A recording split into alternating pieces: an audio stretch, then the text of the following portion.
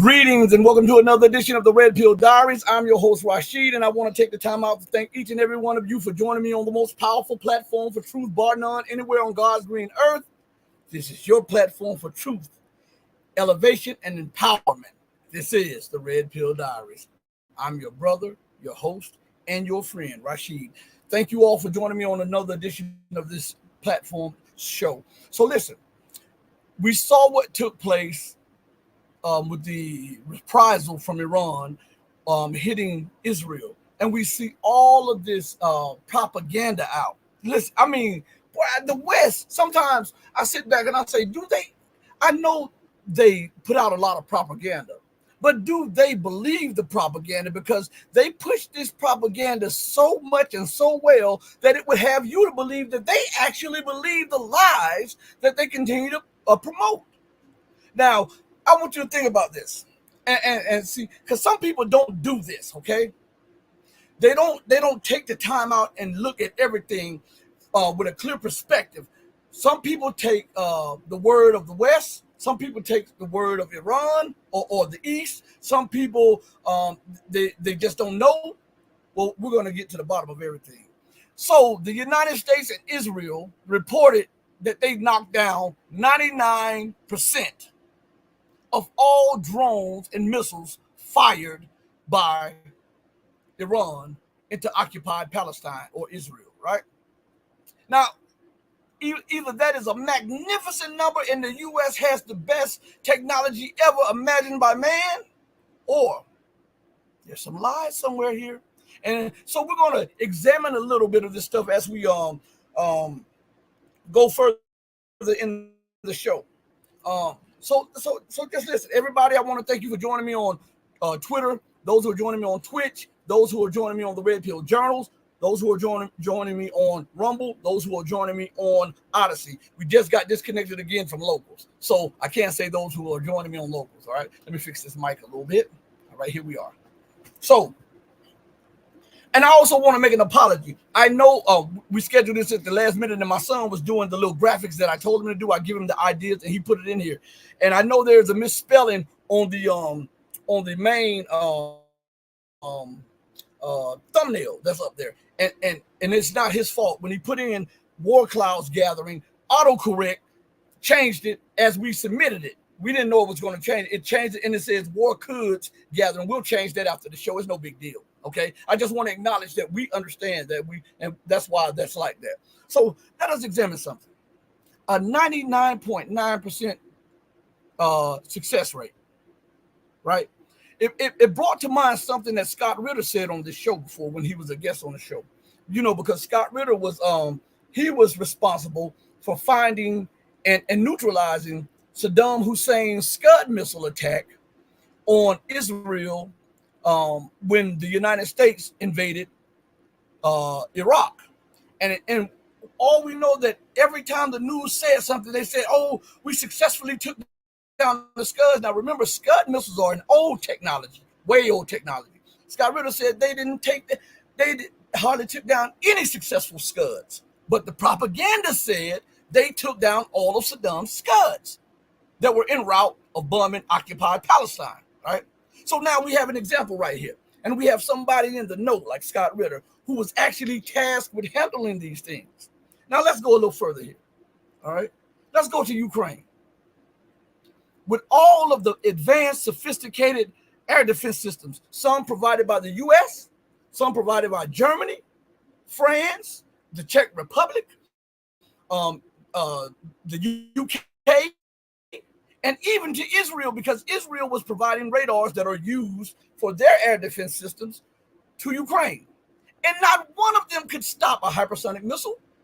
And look at the state of Ukraine, even with all of the Western air defense systems that they continue to give to Ukraine, when Russia hits them with an Iskander missile, or Russia hits them with a Kinjal missile, or Russia hits them with any number of missiles or powerful artillery or fab bombs or something like that. Why aren't they having a 99.9% success rate there?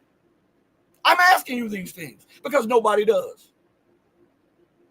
Why isn't there a 99% success rate in intercepting Russian strikes using the exact same defense systems, and then more abundantly in Ukraine than in Israel.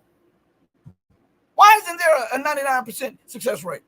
Either what they're selling us is not living up to par, or there are some ulterior motives by the propaganda.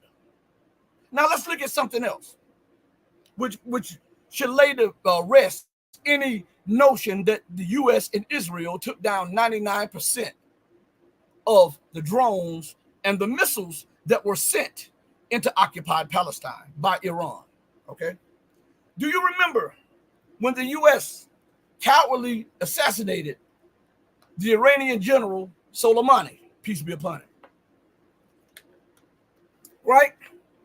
And Iran declared that they would retaliate. Right? And they let the whole world know that they would retaliate. And when Iran sent missiles into those bases that were guarded by U.S. air defense systems, the air defense radars didn't even pick up Iran's missiles until right before impact. This is not according to me. This is according to the Western reports. So now we have examples in Iraq when it came to Israel. We have examples in Ukraine when it comes to the air defense systems too. And we have more information on Iraq again, right? So why in these instances there was no 99% efficacy or efficient rating in the air defense systems, yet you would have us to believe that there was a 99% success rate 2 days ago or a day and a half ago? Which one of y'all believe that foolishness? Huh? I'm telling you, they lie so much you should call them rugs. You know, and here's the kicker. Iran hit I was watching some of the, I don't watch the Western media as much, but I was watching live from China and live from Tehran, and I was watching a channel, I believe it was a Central Asian channel, as the missiles were inbound.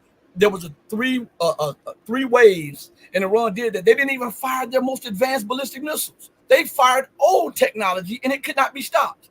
Okay, and they depleted the Israeli and U.S. air defense systems across the Middle East. They did that purposely, and now they have a readout. Listen to me good.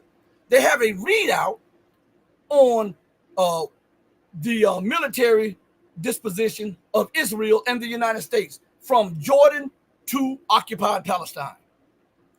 To me, that was a filling out process. You know how when the United States is waging war like they did Saddam Hussein when they fought against Iraq, and the United States would shoot out dummies so that an Iraqi air defense system could pinpoint it and hit it, right? And they would collect all the data needed so that they can eliminate the air defense systems so that the troops could go move in without fear of not having air cover. This was in line with that. Okay?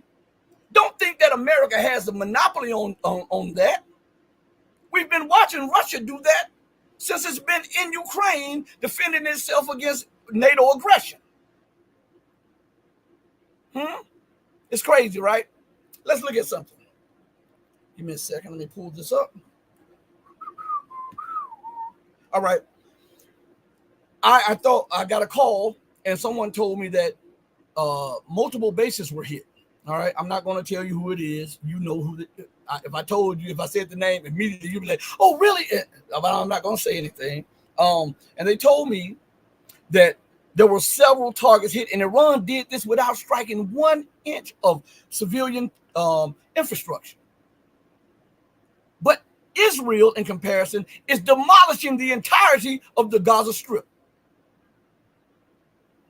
Right? I want you to look.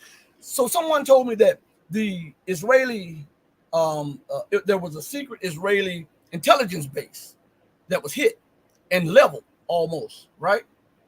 And this was hit by one of the hypersonic missiles that Iran shot. The U.S. won't tell you that a hypersonic missile was used in the decapitation of this site. So I was looking to see if there would be any reporting on this. And I noticed that recently today, the Iranians have come out and said they did use hypersonic missiles. Well, I was told that in the middle of what was going on with the bombing. But here, Hal Turner on Hal Turner radio says this. And you can't call him an Iranian apologist. You can't say that he's anti-American, right? So Hal Turner says this. He puts an article out today. And the title of the article is, Iran hit secret Israeli intel base at Golan Heights, smashed by missile attack. And here's the reading. And he puts in there, he has a picture, a satellite picture showing the base that was hit. And so this is a short article. It's about 4 paragraphs. So have patience with me and let me read it to you. The Israeli government is furious over one of the targets struck by the Iran missile attacks 2 nights ago. That attack utterly smashed a secret Israeli intelligence base, pictured above in the Golan Heights. According to Israeli sources, the heaviest damage that was inflicted on the Israeli government during Iran's retaliatory attack is the secret intelligence base in the north of the occupied Golan Heights, located in Jabal al-Sheikh, Mount Hermon. Okay? The importance and sensitivity of this place is such that the Israeli army imposed a complete media ban for this area, and everything is censored and no damage assessments and public announcement is allowed. The United States was in on it. They called, as the strikes were coming in, they gave orders to the media, though, the U.S. press, the Western press, to not cover the damage that was done to the Israeli missile bases, air bases, and the intelligence base. So this was not exclusive to Israel. This was done in conjunction with what the U.S. was doing. They put a total blackout on what actually took place. And so CNN and NBC and all of they were regurgitating you the lines that the U.S. government and the Israeli government gave to them. Okay? All right? So let's go a little further.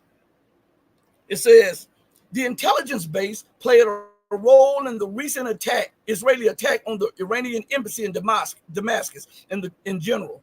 In recent years, it has played a very important and prominent role in intelligence operations against Syria and Iran. The base is now smashed. Now here's something.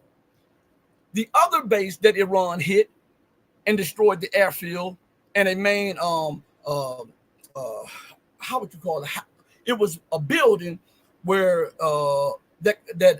conducted that was over the incoming and outgoing flights on that base.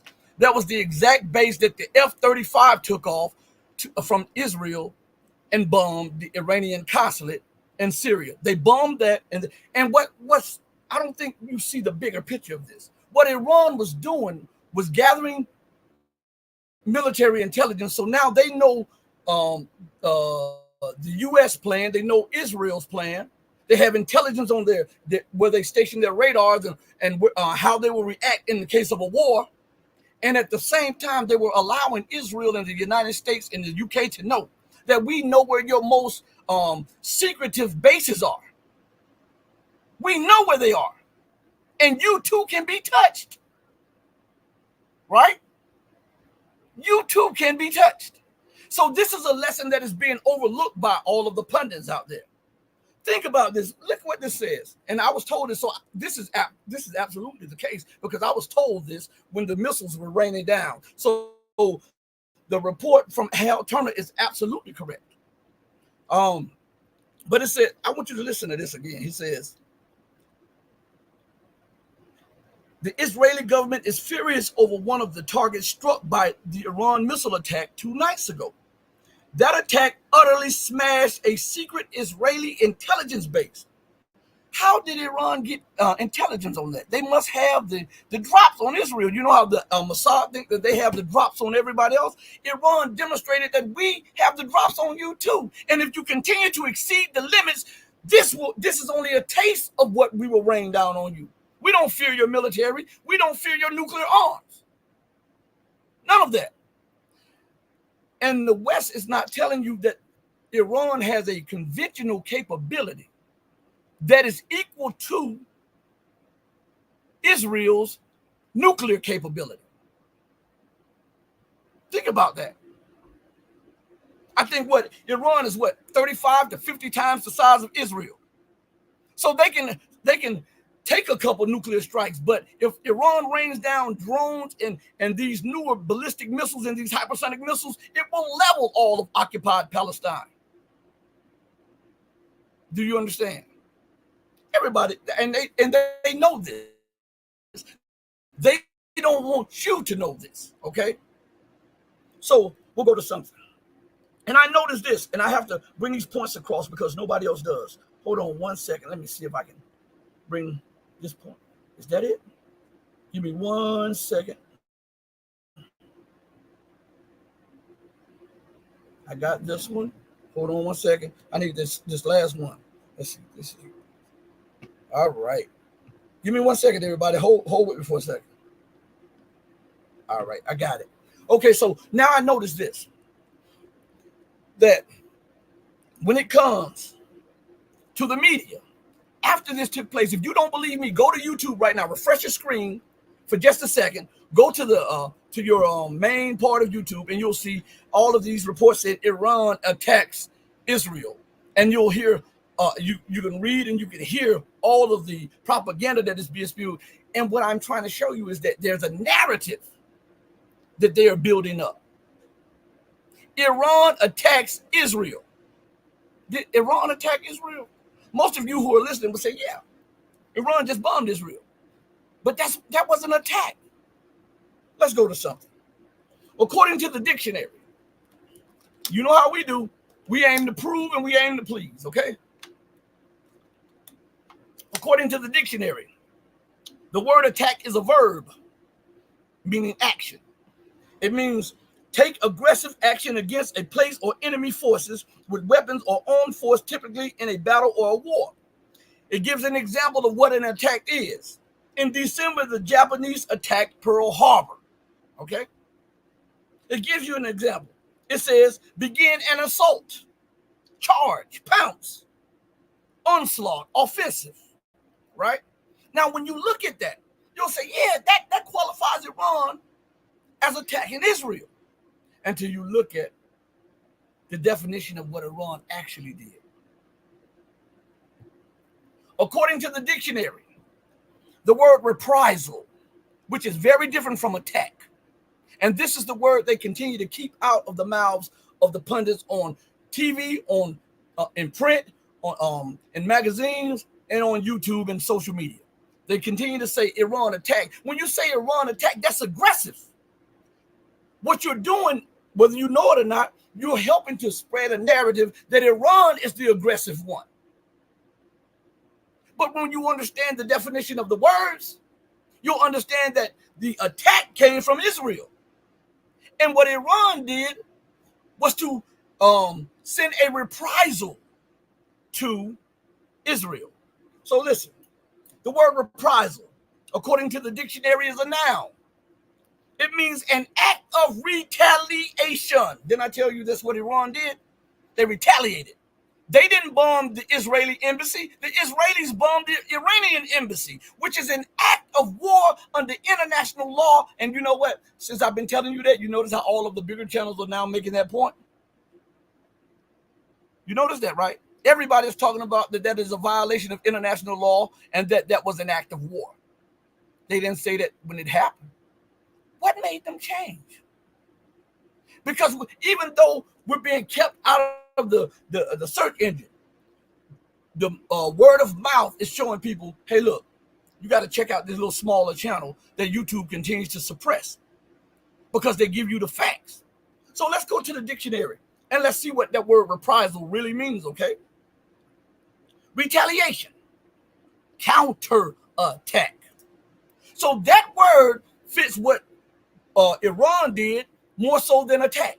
The word attack fits better with what Israel did, right? So we have an understanding of that. Now we know who's the aggressor. But the West would have you believe that Iran is the belligerent party, right? Matter of fact, let me see something real quick as I'm talking to you all. Because I think I saw something earlier. All right. Listen to this. And RT sometimes, RT.com, act like it's in the pocket of the West half of the time too. But I want you to listen to this right here. This is the headline. I found the headline that I'm looking for. I'm just looking to see if something else is down. So, all right, there we are right here. Here's the headline. It says right here. I know you can't see it on my screen because it's blurred. But that's the headline. And it says Israel promises response to Iranian attack. So what they're doing, they're flipping the script. Remember what I told you how the West acts when they become belligerent and they become vengeful and they have nothing but bloodlust in their eyes?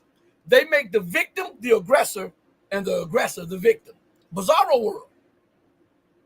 So this statement alone removes and absolves Israel of any wrongdoing and puts all of the onus on the victim, which is Iran. Listen to what it says. Israel promises response to Iranian attack. What that is saying is that Iran attacked Israel for no reason. Iran hit out on Israel for no reason because they hate the Jewish state, as the West wants you to believe. As the West wants you to believe. But everybody who saw what went on know that this was a response to what Israel did. Now look, let's look at these. Remember the definitions I gave you about these words the other day, specifically and especially escalation. Now, if Israel were to quote unquote respond to the counter attack that Iran put into motion against Israel, then that is escalation. Escalation is not what Iran did. Escalation is what Israel is talking about. Reprisal and getting even is what Iran did. Do you understand?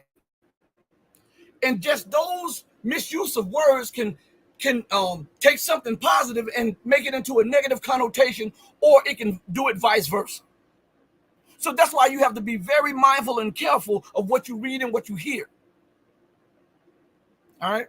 So in this article, it says the counterstrike needs to be acceptable to the U.S. local media has said. The counterstrike. Stop right there. Let's back up for a minute. In Bizarro world, they are saying that what Israel is planning is a counterstrike. And what Iran did was it attacked Israel, forcing Israel's hand to counter what Iran did. That's Bizarro world. That's Bizarro world. Everybody on planet Earth should know that Israel illegally bombed Syria, bombed a consulate building, which is considered an extension of the territory of the Iranian Islamic Republic, which means, according to international law, that they bombed Iran, which under international law means that Israel declared war on Iran. What Iran did was respond or give a reprisal to the attack that was made upon it. But if you read what is put here, it flips the script. Listen to what it says. That this is the first sentence, but first we're going to read the title again. And look how it flips the script and makes Iran the aggressor and Israel the victim. Israel promises response to Iranian attack. The counterstrike needs to be acceptable to the U.S., local media have said. Why aren't any people taking Israel to task? Why isn't anyone taking the media to task on the reporting?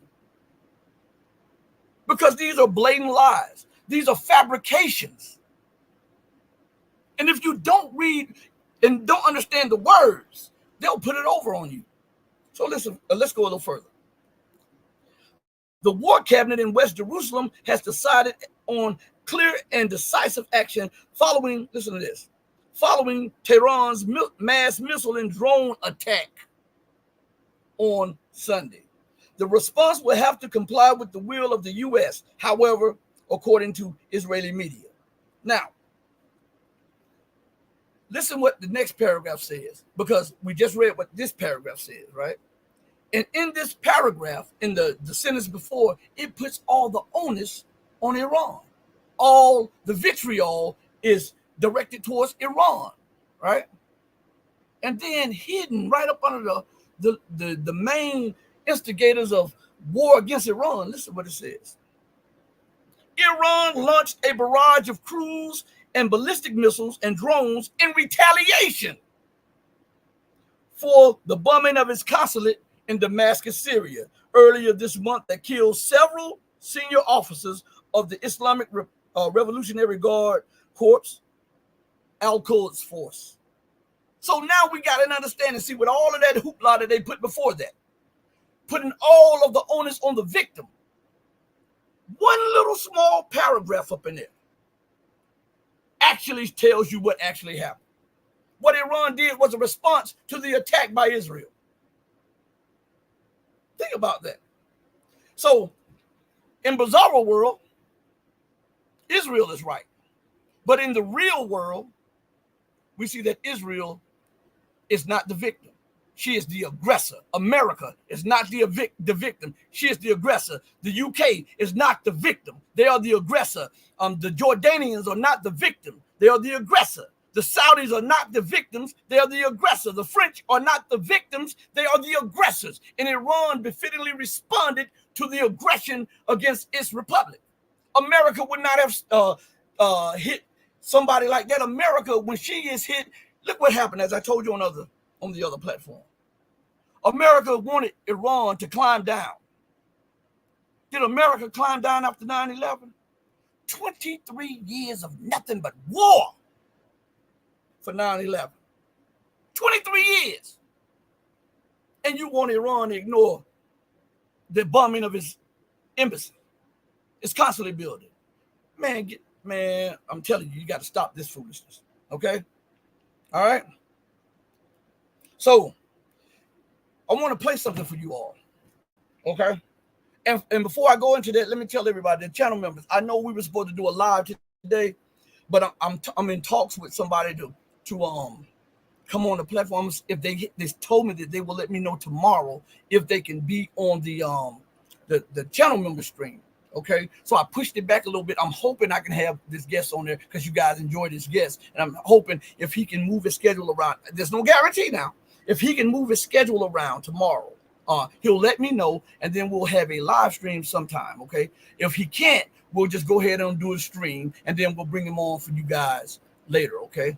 I just want you all to know that I was trying to work on something big for y'all because y'all been patient with me as I'm, getting back into the groove of everything. I really appreciate this. Now, I want to go to something. I want you all to pay attention to this. And when you're looking, remember the saying of this platform. In bizarro world, up is down is up, in is out, and out is in. The aggressor is the victim, and the victim is what? The aggressor. So I want you to pay close attention to this short clip. It's a short clip. And this comes out of the mouth of the president of the occupying regime of Israel. All right, I want you to listen close to this. This is a short, about 40, 50 seconds, okay? Pay close attention to this. As we were attacked last night from 4 corners of the Middle East with proxies shooting at us, firing missiles and ballistic missiles, drones, and cruise missiles. This is like a real war. This is a declaration of war, not because we are restrained and because we know the repercussions and because we have deliberations with our partners. We are considering all options, and I'm quite confident that we will take the necessary steps that are necessary to protect and defend our people. So I would say, of course, that the last thing that Israel is seeking in this region since its creation is to go to war. We are seeking peace. We are peace seekers. There's peace seekers, yet they occupy the entirety of Palestine. They're peace seekers, but they continue to bomb Syria on a daily basis. They're peace seekers, yet they're assassinating dignitaries, people who are professors, and all of that. They're kidnapping people. They're peace seekers as they shoot kids running to the UN aid trucks. They're peacekeepers. They want peace as they assassinate pregnant mothers, or they go into hospitals and kill all the men in the hospital. They're peace seekers. Okay. Bizarro world, I'm telling you this. And listen, he puts the onus on Iran. He said this was an act of war, as if bombing the consulate was not. Do you understand? When the Western media reports something, they want you to think that it is in a vacuum of something. Like when they talk about the October 7th event, when Hamas went into occupied Palestine, which is called Israel, right? And tried to get some revenge for the mistreatment of the Palestinians. And they say that this was a terrorist act. That is not, according to the definition, it cannot be a terrorist act. According to international law, what Hamas did, see, this is what they don't tell you. Go to the UN, go get on your computers right now, and go to the UN and look at the laws, the rules, and the regulations. And any population under occupation has the lawful right to respond to the occupation. You understand? They don't tell you that. Hamas is a creation of the US, the UK, and Israel, and now it's blowing back in the face of the UK, the US, and Israel. Just like Al-Qaeda, just like ISIS, just like Boko Haram, just like all of these other so-called terror groups. America, the UK, and Israel, and France played their part in it. Whining that, look, they're like Dr. Frankenstein, and they're whining that their creation is turned against them. Man, stop that foolishness. And then the Israeli president had the nerve to say, we show restraint. We don't want war.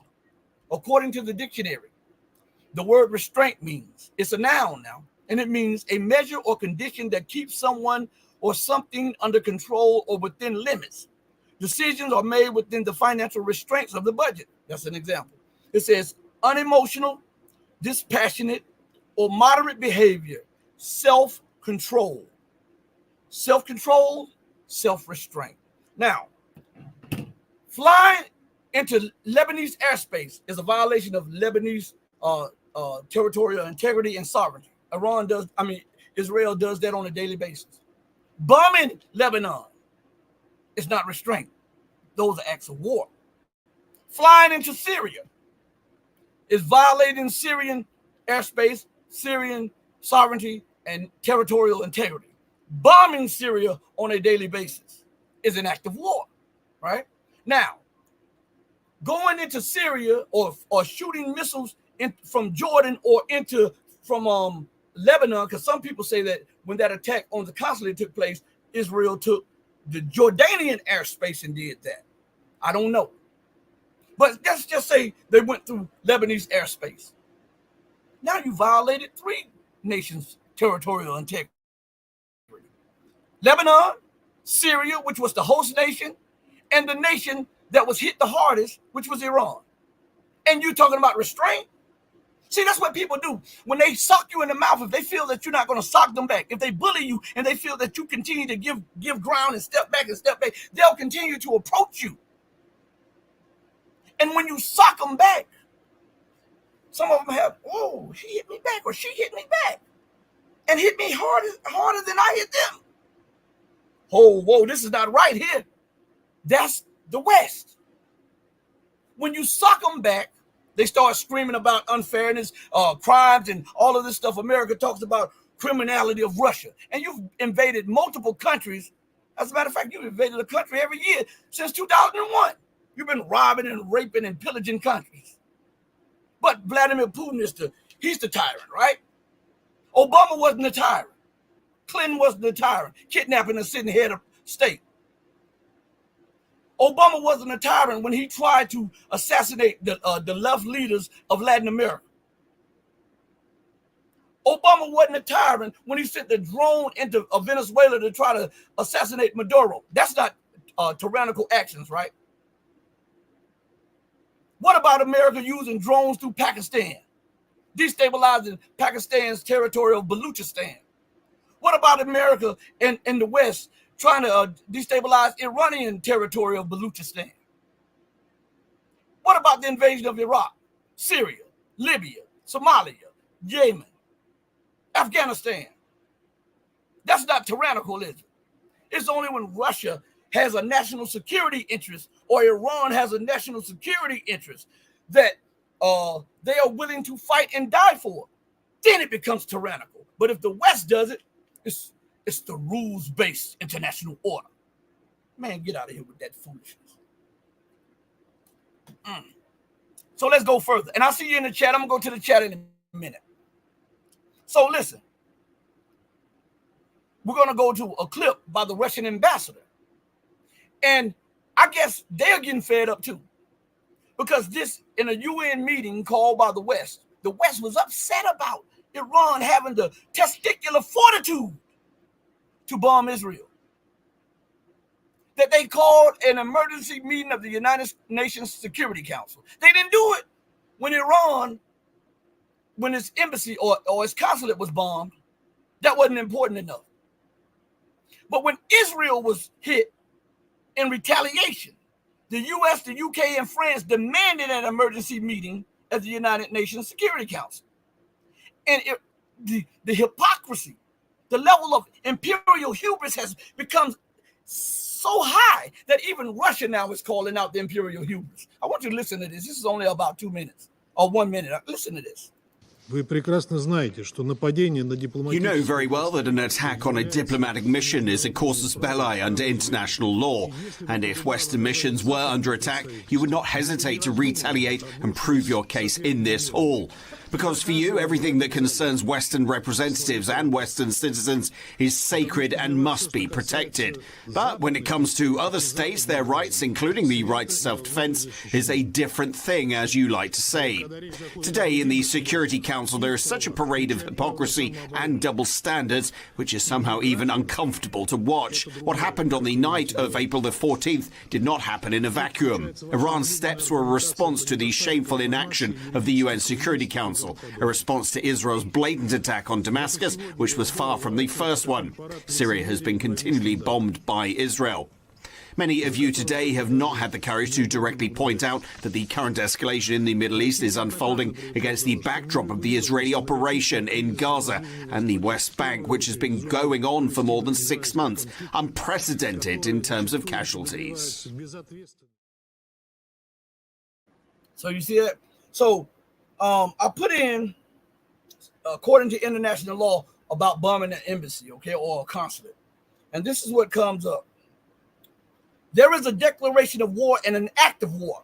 The latter is when someone does something such as invade the other country's territory. Listen to this part. Bomb their territory. Now stop right there before we go further. Because the consulate and the embassy is considered an extended part of that nation, whoever consulate or embassy it is, of that nation's territory, right? So right here it says, there is a declaration of war and an act of war. The latter is when someone does something such as invade the other country's territory, bombs their territory, set up a blockade, or do other things associated with war.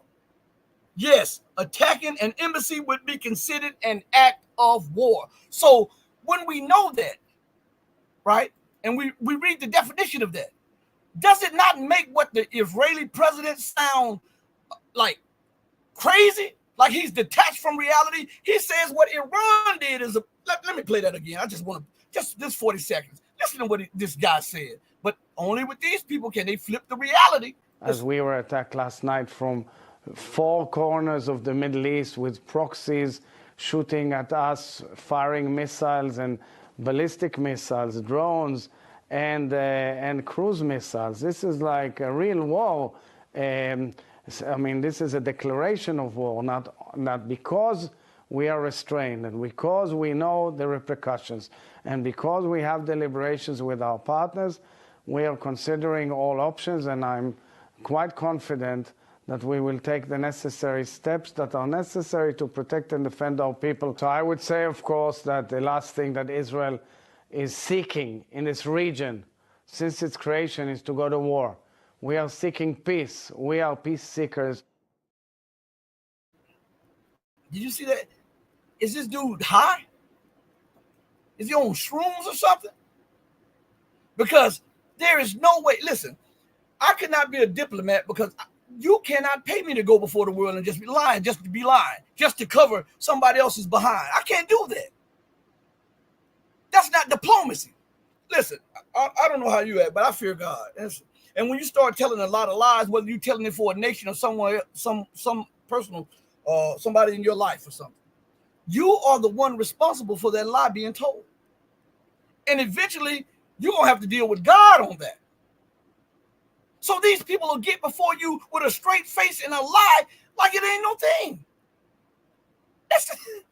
It's unflipping real. And the people, they sop it up with a biscuit, and then they spit it out, regurgitate it for the masses. And then the masses are fooled, and they become victims of their ignorance, right? And that's what they want. They want you to become ignorant so that they can victimize you over and over again, and they can continue with these wars, continue with fleecing the people, continue with the divide and conquer, continue with waging unlimited war and taking what anybody else have. If they want it, if they need it, if they like it, they want to take it, and they'll demonize you, they'll lie on you, they'll bomb you, they'll assassinate you, whatever it takes to get what you have. And they've done it before, and they continue to do it. But the time is changing. America is not the America she was 30 years ago. And the nations that she's lying on are not the nations that she lied on 30 years ago. We see America descending from power, and we see the global South rising to power. And this is what's enraging the US and the UK and their minions like Israel, France, and the rest. It's because as the playing field becomes more level, it's hard to compete with a world outside the domination of dollar hegemony and Eurocentricity. How in the heck can America truly compete on a playing field, a level playing field, with 1.5 billion people in China that are graduating millions of people a year in different fields of technology and science? They see that. This is what is enraging them. As long as they controlled all the levels of power, all the levels of influence, everything was okay. But when people started rising, nations started rising, and they wanted to exert their own sovereignty and their own way of life and governance, this became a problem because America, the UK, and the West says that we're going to mold you into our image and our likeness. Remember, and like I said, I'm not going to get harp on religion, but check this out. Do you remember there's a biblical story about Satan, right? And Satan wanted to be like the Most High, right? Listen to what I'm saying to you. And this will give you a understanding of America, the leadership, the UK, the leadership, the Western world, and the Western leadership. So to be like the Most High, what did the scripture say? That God made man in his image and in his likeness now, right? If Satan wants to be like the Most High, he wants the nations fashioned and molded into his image and his likeness, the way that he governs. Nothing else is acceptable. That's why they run around the world talking about democracy. Well, maybe democracy doesn't work over there. Where maybe these people are fine with what they've had. These are not Johnny-come-late civilizations. These are civilizations that far exceed Western civilization. But you want to force your way of governance, your educational system, your way of life, and your way of thinking, even if it's detrimental to these people. Isn't that what Satan was trying to do? He wanted to be like the Most High. And he demanded total obedience, right? And if you're not obedient to Satan, just like if you're not obedient to God, you get punished. When the nations buck up against America and the Western world's so-called rules-based order, they become demonized. America and the West goes to work to destabilize, to sanction, to try to wage war at every level so that they can force you into what they want. Regime change, color revolutions, all of this stuff. Because they have the mind of Satan. Anybody you know I'm not lying. You know I'm not lying. I'm going to play a couple more clips. We're going to read a few more articles. All right? But I want to go to the chat real quick. Shout out to Ascended Awakening, Perseverance Chameleon, my guy Joel Bradford, Bite Politique. Isn't that French? Ha! We're going to put up a couple things up here, okay?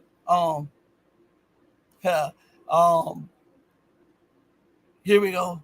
Salute to you, Perseverance Chameleon. Salute, Joel. Ascended Awakening. Salute. And it says,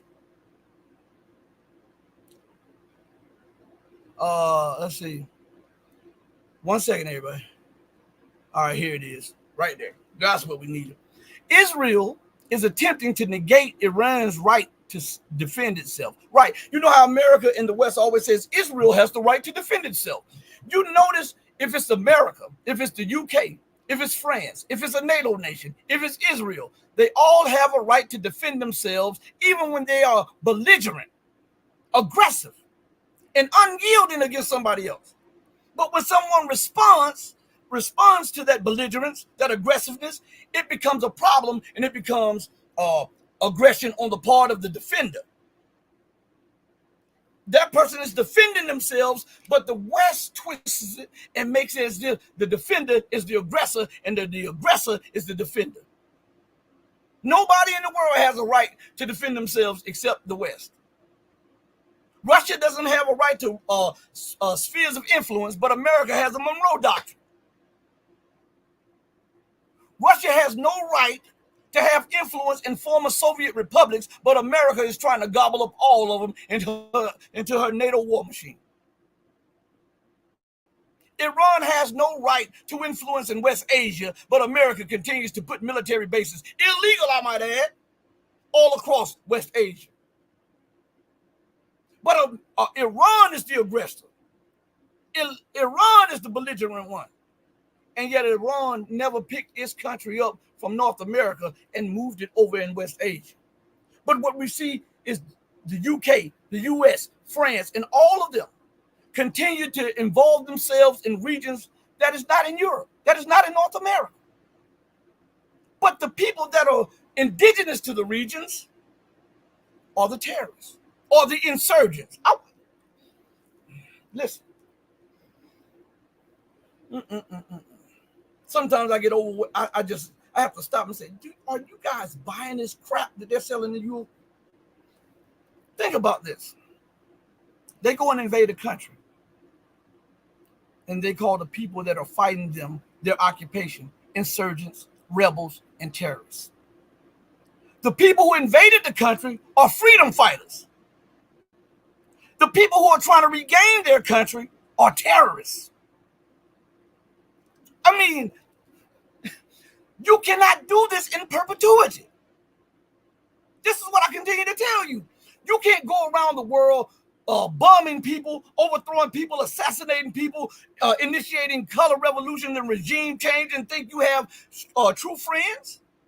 The people don't forget that. Like right now, when we look at the situation in Asia, and America is trying to start a extension of NATO in West Asia through AUKUS and the Quad, right? And we see that Japan is very aggressive, following the U.S. lead. I tell you this, and I say it over and over again, mark my words. When the U.S. and China go to war, China is going to beat the brakes off the United States. Listen to what I'm saying to you all. Now, when it happens in the next year, it could happen anytime from now next year, but it's going to happen. It's unavoidable because the United States is not going to yield. She's not going to step down off the throne of global hegemony. She's willing to take the world to World War III to try to maintain her position. And China, as it ascends, it would not cower anymore. It will not bide its time and bite its tongue anymore. Because technologically and militarily and economically, it is on the same level, if not surpassing that of the global hegemon, the United States, and her imperial or military wing of NATO. You understand? It reminds me of a time. I remember when who was it? The president Jiang Zemin. Jiang Zemin was the president of China. at the time. And he was in the U.S. and a reporter was talking to him about aggression against Taiwan, right? And he says that America would act in response to Taiwan. And this diplomat said something. He said, if you want to go to war and trade California for Taiwan, be my guest. This is what he said. Now, this was at a time when when China had not revealed her military capabilities. They were not scared of the United States. They were biding their time until their plan came into fruition. And now America is screaming, we have 16 months before there's a point of no return, before nothing we try, everything that we try will fail when it comes to suppressing the rise of China. And then on the other end, they say, we're not trying to suppress China's rise. We're just trying to make sure that China is not a bully and belligerent and aggressive against her neighbors. Who the hell gave you that right to police the world? See, that shows you the arrogance and the exceptionalism right there. You can go into Iraq on trumped up charges. You can invade Syria on trumped up charges. You can try to assassinate Maduro and say that he's a dictator. You can remove presidents from power like you did in Haiti. That's okay. But China in its own neighborhood is a problem for you. And the Western media continues with this crap. China will invade Taiwan. First of all, America in her policies. You know, this is what made America and China have this deal where China would be the factory of Americans and send all the goods back. Because Richard Nixon sent war criminal Henry Kissinger over there. Henry Kissinger. And they mapped out a deal that would be beneficial to the United States because, remember, America had no gold. She took the world off the gold and silver standard. The petrodollar was starting to sputter. So they needed a new way to keep the empire afloat, a new scheme. And so they told China, we would transport our factories over there, but you have to recycle your dollars in the U.S. economy. Chinese agreed.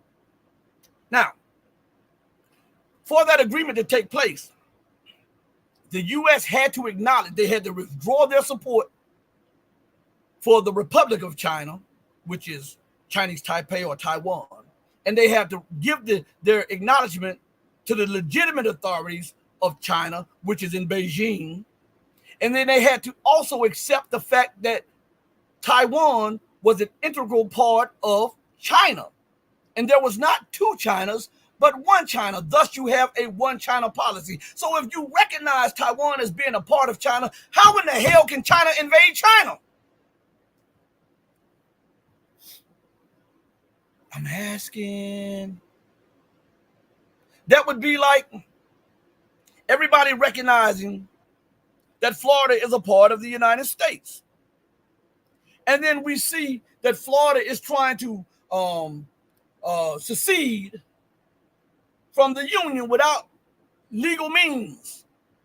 And they're trying to move away and start their own thing. And Washington, D.C. say that's unacceptable. And we're going to send troops down there to prevent that from happening. They didn't invade Florida. They just dispatched or deployed troops to U.S. sovereign territory. This would be acceptable in the eyes of the West. So why isn't it acceptable in the eyes of the West when it's pertaining to a non-Western nation? But the media says that China will invade Taiwan. China didn't invade Taiwan. Your policies say that is one and the same. But we know who did invade Taiwan. The very nation that recognizes the one China policy and have deployed Marines to an Taiwanese-held island about 1.5 miles off the coast of China. Who is that nation? It's the same nation that tried to put pressure on its lackey in Seoul, Korea, to allow the U.S. to put a naval base in the Jeju Island, which is close to the Chinese mainland. Who is that nation? I believe is the United States of America.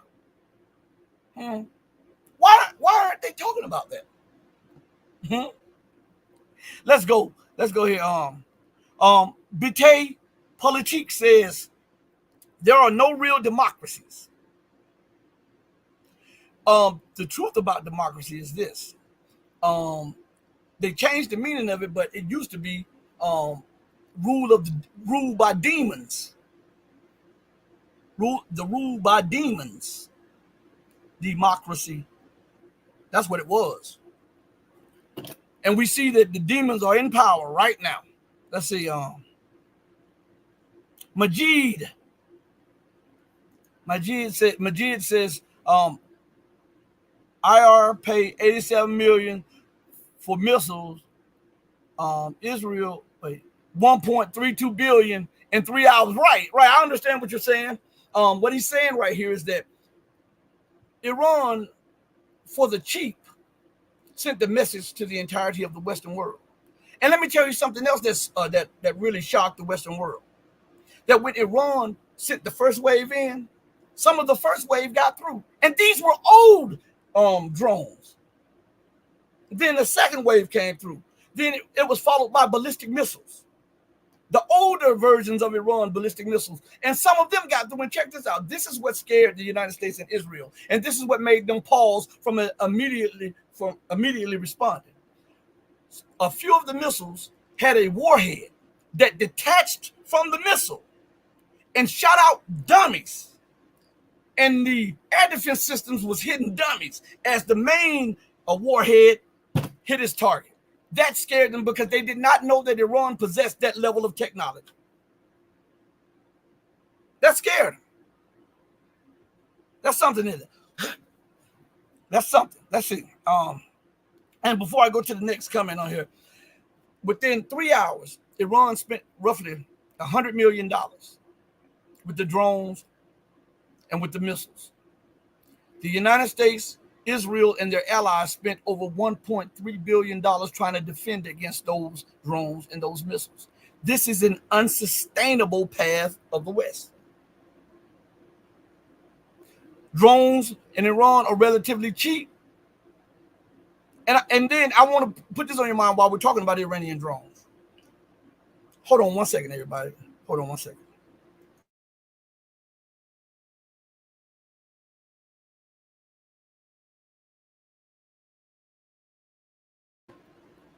I'm sorry, everybody. I had to sneeze, and I don't want to be rude. Okay. Oh, my sinuses are killing me. But check it.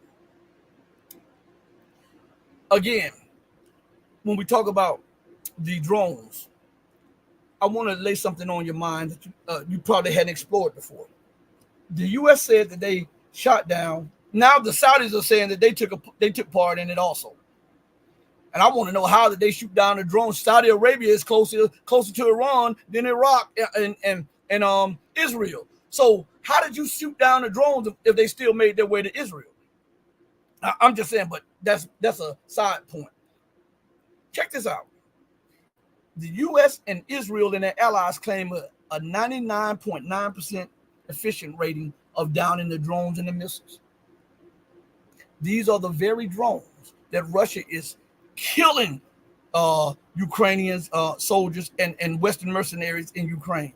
Why aren't those same air defenses that are provided to Ukraine doing the same thing? If the efficacy rate or the efficiency rate is 99.9% when it comes to a small state like Israel, why isn't that translated into Ukraine, which is a huge state that has more defense systems that are provided not only by the United States, but by the UK, by France, by Germany, by Belgium, and by all of these other, the Slovakia and all of these other places, Poland. They have a more Western supplied air defense systems, and yet the record is abysmal in intercepting Iranian Shahed drones. So how is it that lesser technology, or that technology that you're using in Ukraine, right, and that you use some of it in Israel, in Ukraine it's not working, but in Israel it is. Stop this madness, man. Y'all, stop this foolishness. They believe that you're that dumb. I continue to tell everybody, the U.S. government, the Western leaders, they don't respect your intellect. They don't. Because if they did, they would not put stories that we read just about 20 minutes ago, and they would not be putting stories like that on YouTube and on television, because they would respect, man, this man or this woman can think. And if they can think, they'll see that there are lies, and they'll see that what we're saying is just propaganda. But because they do it so blatantly and so forcefully, they cannot respect your intelligence. You understand? So let's go further. Joel says, Israel and West, U.S. fighting tooth and nail to keep the biggest lie going. Joel, you hit the nail on the head, but I didn't even have to read the rest of it, but I'm going to read it all over again. Israel and West, U.S. fighting tooth and nail to keep the biggest lie going, which is who the true biblical Israelites are, and they definitely don't look like the Jewish focus on the ish. Mic drop moment. Boom. Oh man, let's see. GL says 100. Let's see. Let me go down. Let's see. Okay, so let me go back to something real quick. Where is it at? Let me go back.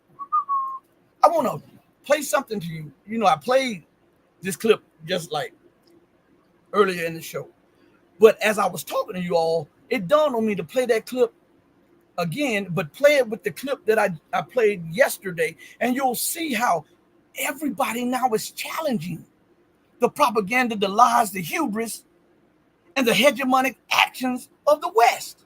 I'm gonna play that clip with the Russian ambassador, and then we're gonna go back to the Russian the Russian ambassador to the UN, the Russian ambassador to the US, and the foreign minister of the Russian Federation. I'll play them back to back to back so that you can see the challenge, and everybody is starting to figure out that the US and the West are nothing but liars. So listen closely again. And this should be like 1, 2, 3, maybe 4 minutes all together, because one is 1 minute and 10 seconds, one is 2 minutes and 7 seconds, and one is 52 seconds. So it's not long at all. So we'll do that. And so pay close attention to this again. Вы прекрасно знаете, что нападение на дипломатические... You know very well that an attack on a diplomatic mission is a casus belli under international law. And if Western missions were under attack, you would not hesitate to retaliate and prove your case in this hall. Because for you, everything that concerns Western representatives and Western citizens is sacred and must be protected. But when it comes to other states, their rights, including the right to self-defense, is a different thing, as you like to say. Today in the Security Council, there is such a parade of hypocrisy and double standards, which is somehow even uncomfortable to watch. What happened on the night of April the 14th did not happen in a vacuum. Iran's steps were a response to the shameful inaction of the UN Security Council, a response to Israel's blatant attack on Damascus, which was far from the first one. Syria has been continually bombed by Israel. Many of you today have not had the courage to directly point out that the current escalation in the Middle East is unfolding against the backdrop of the Israeli operation in Gaza and the West Bank, which has been going on for more than 6 months, unprecedented in terms of casualties.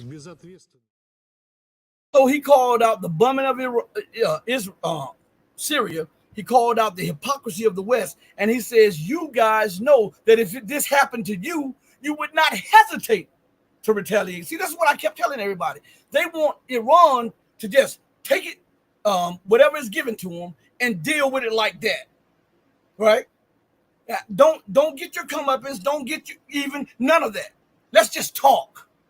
Why didn't you tell Israel to talk before they did what they did? But listen, he also says something else before we go to the next clip. He says, you know very well that the bombing of a consulate building is a casus belli. I'm going to say that again. You know very well that the bombing of a consulate building is a casus belli.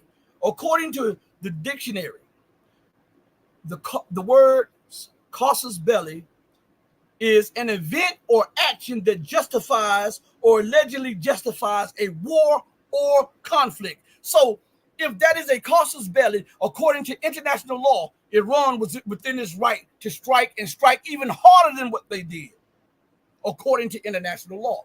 We're not talking about what Rashid is saying. I'm pulling this stuff up right here. You can do the same thing. Put in the word meaning of casus belli. That's all.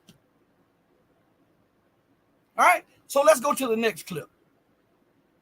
The U.S. authorities bear quite a responsibility for financing and instigating acts of terrorism against Russia, against Russian people, and we truly think this is a dangerous path. They have no limits in what they believe they are allowed to do. We will use our utmost capabilities to stop it. Everything which is being said by Russia on important issues, not just recently, but for quite a while already, is being labeled as nonsensical or even disinformation by the US. They don't pay any attention to any evidence, to any logic, to any common sense. They only promote their own narratives, which are futile, which has no connection to the actual situation. They want Russia to become weaker. They want to defeat Russia strategically, as they have set forth this in their own official documents, and thus they continue this NATO expansion course that runs very contrary to the core security interests of Russia. But I will underscore that there is no way that countries that apply for NATO membership expect this to happen against Russia's national interest, that they will enhance their own security through NATO membership. They want to describe NATO as the most successful alliance in history. This is a total historic failure. They wanted to achieve more security for Europe and Euro-Atlantic, and they achieved less. This is a complete failure of all the US administration that followed this expansion since 1996, and they will see more of something that would endanger their security and not enhance it. Now let's go to the next clip. The destructive policy of the US and its allies is based on the rules that they invented and that are known well to everyone. Basically, this is the set of double standards. This policy has destabilized many countries and even regions. In order to preserve their own hegemony, the West has been using broadly the well-known colonial principle of divide and rule. They deliberately fuel inter-ethnic and inter-religious as well as inter-state conflicts. Those who do not agree face various coercive tools. You are well aware of that, be it direct military interference or illegitimate unilateral sanctions or demonizing in global information space. So, you said they willfully and openly promote strife, interreligion, race, all this stuff. Well, is there anything to what he's saying? Check this out. Remember when I told you that Wahhabism is a product of the UK or Britain? And this was brought about through their security services, and they told the bandits in the desert that if you promote this style of Islam, we will put you in power in Arabia. And then the House of Saud or those people accepted and they agreed. And then the US, the UK, and France put them in power and cemented them with military power so that nobody could challenge their power. And then you have this extreme version of Islam that has been demonized across the world.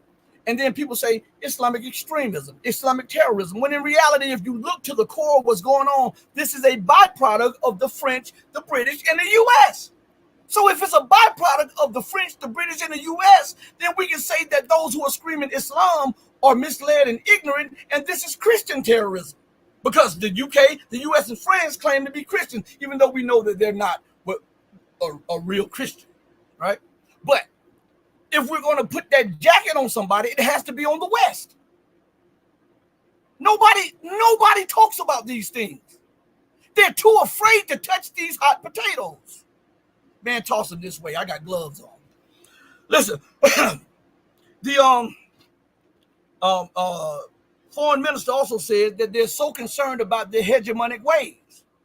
Hegemony is the root word of hegemony. And according to the dictionary, it's a noun.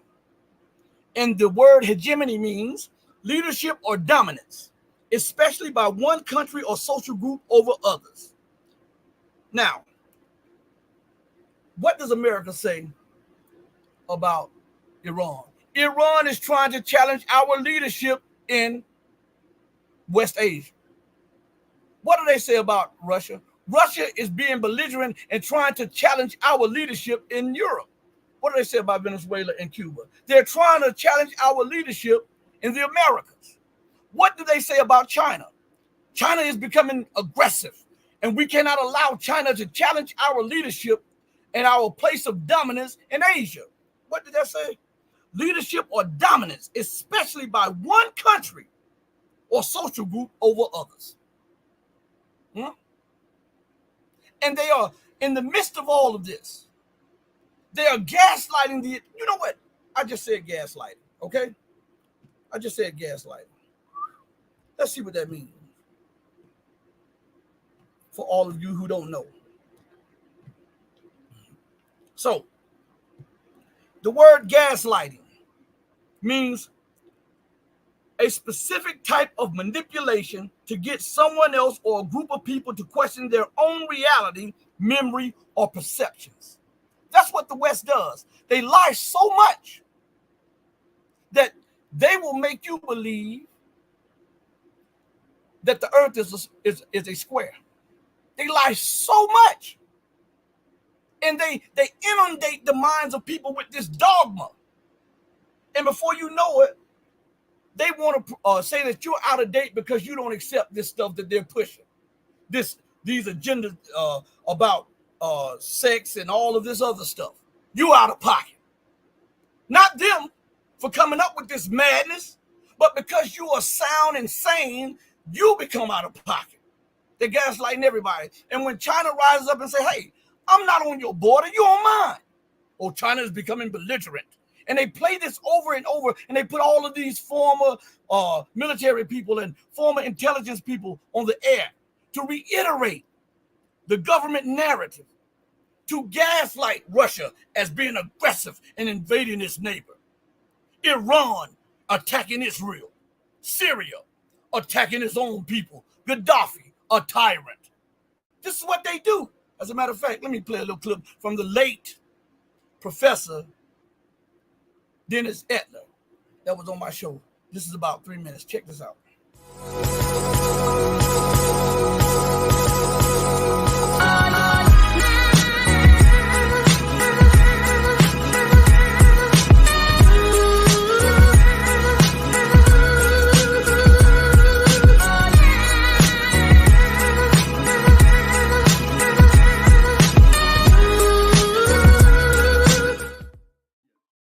Well, isn't it ironic that everything that America accuses any other nation of, she winds up doing it? Like she accused Russia of wanting to occupy Ukraine, and now there are NATO troops in Ukraine. She accused Russia of wanting to occupy former Soviet republics, and now America has bases in all of those former Soviet republics. And she accuses Russia of trying to uphold an illegitimate, quote unquote, regime in Syria. And that is what America is doing with the Kurds. That is what America has done in Iraq. That is what America has done in Afghanistan. That is what America has done and is doing in Libya. Everywhere she goes, this is what she does. She accuses other people, and yet she is the villain. But she always makes everyone. It's a classic piece of gaslighting. Yeah. And that's what the U.S. has been doing for decades now. And it befuddles people. They're very good at it. You know, that's what the CIA basically was founded to do. It's a disinformation machine. Mm-hmm. And what they do is they project their own sins onto others. And they know exactly how to do it, because it's very easy to accuse somebody of what you yourself do, because you know the inner dynamic, and you can fabricate and disseminate all this disinformation because you're very familiar with what's being done, because you do it, and then you accuse others of what you do. So it's not just a happenstance. It's very much premeditated, and they know what they're doing. And I think we have to realize that they know what they're doing. They don't spend billions of dollars a year and do all this clandestine work without knowing what they're doing. They're very well aware, very conscious, and they act in a premeditated fashion. So whatever you see happening, and they, of course, they want to have plausible deniability. That's sort of their motto. Be able to deny, oh, no, well, that's a conspiracy theory. Oh, what are you talking about? Yeah, we would never, and it's you guys who are doing this and that. So they try to turn everything upside down, and most people just accept it without question. Most people accept those lies.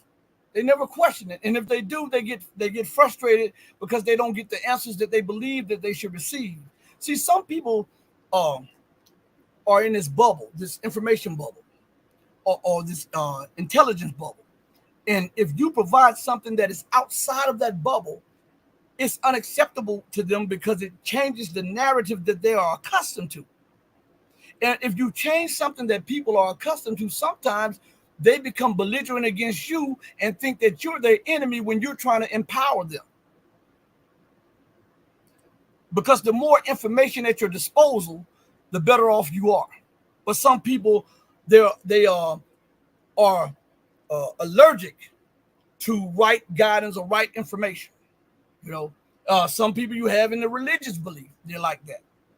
I don't care how much you provide of them with truth, because they have been brought up a certain way. That's what they want. Okay? So again, somebody put in the chat. Let me put it up here real quick. While the video was playing, something about Trump. Ping One says Trump lies too, LOL. Well, check this out. All of them. Now listen, for those of you who think Trump is any different, and you think that Trump is going to change the thing, listen what he's been saying since this. He put the blame on Iran. He said that he would back Israel, even though Trump knows that what Israel did was out of pocket. Even though he knows that, even though he knows that it was an act of war, and America committed an act of war against Iran on multiple occasions. But let us not forget that it was under Trump's presidency that America assassinated the second most powerful person in Iran. Trump administration invited Soleimani to Iraq so that he can help them, because he had helped the United States before. They kept it under wraps. When the United States got their tail in trouble, it was Soleimani that pulled the United States tail out of that fire. Most people don't know that. So the United States used that to entice him to come to Iraq. And once he was there and got in his motorcade, and they got the okay that he was in his motorcade, they bombed the motorcade. Act of cowardice. Right? That was an act of war. And then he says that he would support Israel. And listen, this is from the Washington Post right here. Trump supporters and Trump echo pro-Palestinian genocide. Now listen, am I saying that Trump? Listen what Trump says right here, April 4th. Trump says Israel needs to finish what they started, talking about in Gaza. Even as the entire world is saying, hey man, they're committing genocide. Is his view different than Joe Biden? I'm asking. I continue to tell you, and I tell everybody, you cannot ascend to the position of president unless you have been approved. You don't get elected president, you get selected president. by the hidden hand behind the scene. You understand? I was interviewing Professor Kevin Barrett on this platform. Go listen to some of the interviews with Kevin. I did multiple with him. And in one interview, he was talking about this very thing. And he was addressing Joe Biden, and he was addressing Trump, all of that. And he was showing you how Trump got his start and how his family made their money and everything. And this stuff is documented, so he wasn't lying. And I'm not pro Biden. Matter of fact, I think Biden is one of the most corrupt, racist, double speakers on the planet.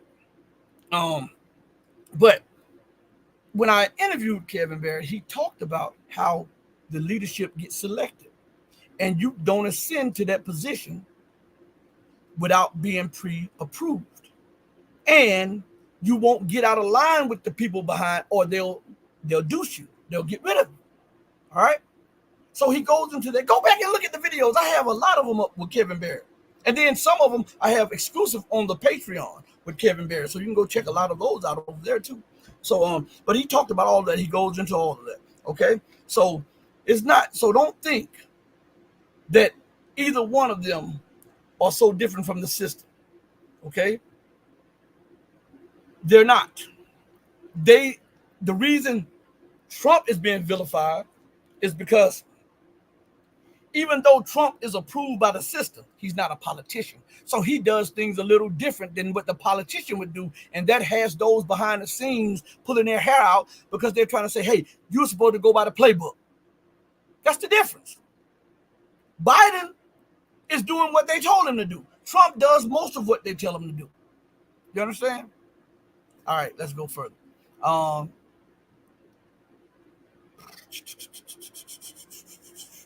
Let's go. Yeah, Ping one. The U.S. uses that term dictator a lot when they don't want, when they don't like what you're doing, when they don't give approval to what you're doing. But you have to understand that we're in the last days of empire. The American empire is collapsing, and there's a like me and Rashid, my co-host, from time to time. And when we talk about this, we liken it to a person that has been on the throne so long, somebody that's been on the horse so long. They're there. They're not going to just step down for somebody else to take their place. You got to pull them down. You got to pull them off. You got to kick them out of the position of leadership. And that's America. She is not going to yield to Russia. She's not going to yield to Iran. She's not going to yield to China. If she had any common sense, she would stop alienating people so that her fall would not be so hard. But think about this. America's waging war all over the globe. She's expanding her military. She's alienating everybody. So now look at this. When the dollar collapses, the economy collapses, and there's war between America and Russia, or war between America and Iran, or war between America and China, the fall is going to be so much harder because there will be nobody there to comfort you or to catch you when you fall. So the price that the American people will pay will be devastating because they don't have access to the power, the wealth, and all of that stuff that these criminals have access to. And it will be a domino effect because the UK and the pound, that's tied to the dollar. The euro and the European Union is tied to the dollar. That is a contraption of the US and the UK, the euro and the European Union. So once the dollar falls, America's life's blood, that blood for the empire, that war machine, dies because it no longer flows through the vein of the American Republic. Nobody's accepting it. So now you're going to have to go on what you produce. And what you produce is nothing but movies. People are tired of them. And guns, which don't work, as we see in Ukraine. Your industry gone. Your technological prowess has been surpassed. You have Iran, you have North Korea, you have China, you have Russia, all with working hypersonic weapons. And the so-called king of technology does not have one working. This shows you the decline of American empire. Once that dollar is X'd and cut out, America can't export inflation, meaning that the inflation abroad comes home. It will devastate the American economy. And that means that all of those bases that she has, all of those logistical posts, all of those so-called training posts that she has around the world will have to be abandoned because she will not be able to afford them. But instead of her getting her house in order before the total collapse, she continues to antagonize and provoke nations that could have mercy on her in the day of her fall. You understand? That's an arrogant nation. That's an arrogant group of leaders.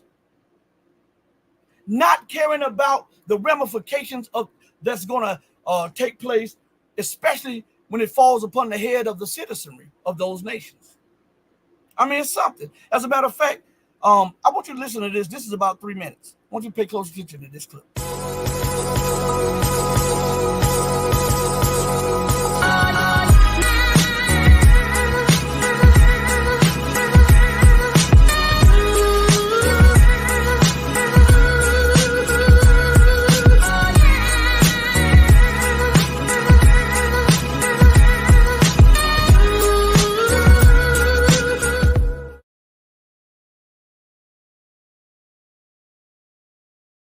Foreign policy people that Trump has been picking, you couldn't pick worse people if you went to the phone book and just looked up a random 10 names. These are people that look even crazier than Cheney and Rumsfeld. So in that regard, I think we're touching upon the nerve of what is truly wrong in this country. And in a most serious vein, Biden and Harris have given every indication, of course, that they're a part of the war party, that they are essentially supporters of neoconservative and Zionist ideology, even if they try to tone down the rhetoric on it. And I said to my wife a year or two ago, when Kamala Harris was not speaking at the American Israel Public Affairs Committee National Convention, but went there and met with Netanyahu behind the scenes and was subsequently featured on Bibi's Twitter account with all of these photo ops where they were seen together posing for these pictures. I said to my wife, you're looking at someone who has just been selected to be on the Democratic Party ticket in 2020. And when you look at the Democratic Majority for Israel organization, you look at the connections of Joe Biden with a significant element of the deep state, including the former CIA director, Michael Hayden, who has just endorsed him. These are truly ominous times in which we are living. And when we start even considering that Michael Rechtenwald, the anti-PC prof, might be correct, that Biden is even more deeply involved with these people than Trump, it really causes us to take a deep breath and to wonder if we're not living in the last days, not only of the American empire, that might be merciful for that to be the case. Frankly, I'm a supporter of the American Republic, not the American empire. But we could be talking about the survivability of the planet with some of these folks that have such incredible influence in both of the major political parties. And I think it's the issue of the election, and no one is really addressing it for, I think, some very obvious reasons. You see, that's Mark Dankoff. I told you I've been interviewed a host of people. I got interviews that are not even up. From Ray McGovern, which I interviewed him years ago. I interviewed two-time Congresswoman Cynthia McKinney, a host of people. And as I told people, right before the bombing of Libya, the Honorable Cynthia McKinney graciously invited me to go on the fact-finding committee when they were going over to Libya. I had to turn it down because I had a previous engagement, but I wish I would have gone. But yeah, I just want you all to see that what we're watching is the drop of America. And these people are going, they're crazy as hell. Do you understand? They have been detached from reality. You know, when we talk about Islamic extremism, and because a person holds up a flag and says, Allahu Akbar, and they say, oh, this is brutal, but the way they're treating people. They never say that about the politicians who scream their religion to be Christianity and then go and say things like, nuke this country or bomb these people or kill those people. That's not Christian extremism, huh? So it's only extremism if you can label it on something other than what you want. Matter of fact, I want you to look at the insanity of these people who you have in office, who are supposed to be the leaders, who are supposed to have sound guidance, sound jurisprudence. They are supposed to be the stewards over the population and guide the country into a proper position. But this is what we hear reverberating all across the world out of the mouths of people in the leadership position in America and the Western world. Just listen to this, okay? Explosive comments on how to end the Gaza war have come from a U.S. Republican lawmaker who says the Palestinian enclave should be swiftly annihilated by bombs. I don't think any of our aid that goes to Israel to support our greatest ally, arguably maybe in the world, to defeat Hamas and Iran and Russia, and probably North Korea's in there and China too, with them and helping Hamas. We shouldn't be spending a dime on humanitarian aid. It should be like Nagasaki and Hiroshima. Get it over quick. Let's him all. I'm gonna play that again for you all. You already said it should be like what? Hiroshima and Nagasaki. What happened to Hiroshima and Nagasaki? The United States dropped nuclear bombs on those cities. Do you know that? He said, get it over quick. In Gaza. See, they don't view Muslims as humans. Even though all of the problems started with colonialism. They never retraced the problem. You can't cure AIDS. You can't cure cancer. You can't cure diabetes. You can't cure any disease if you don't go to the root cause. Putting Band-Aids on it is not going to help. Get, like Chris Rock says, Robitussin, that's not going to help. Getting Band-Aids, none of that stuff helps. You have to go to the very core of the problem and analyze what this disease feeds on. How did it come about? What is its weakness? What makes it grow stronger? All that stuff like that. This is what scientists do. They go into the very germ of something and look at the very cause of it so that they can come up either with a cure or they can use that in a way that may be beneficial to someone else. But the politicians look at it, they're surface dwellers. They don't want any acknowledgement that most of the blood that has been shed is on their hands because they have become arrogant about this stuff because they have been living in U.S. imperial power and influence for at least 100 years. The United States can do no wrong. The UK can do no wrong.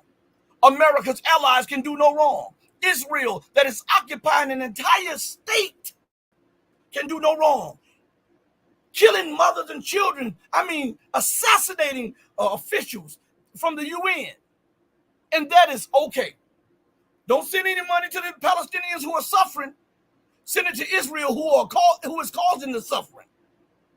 That's backing the murderer. That's backing the criminal. Okay? As a matter of fact, I'm going to come back to this clip in just a second. But I want to play you a clip from Joe himself and the rest of show you that's how detached from reality these people are. And they are willing to help the assailant and ignore the people who have been assailed by the assailant.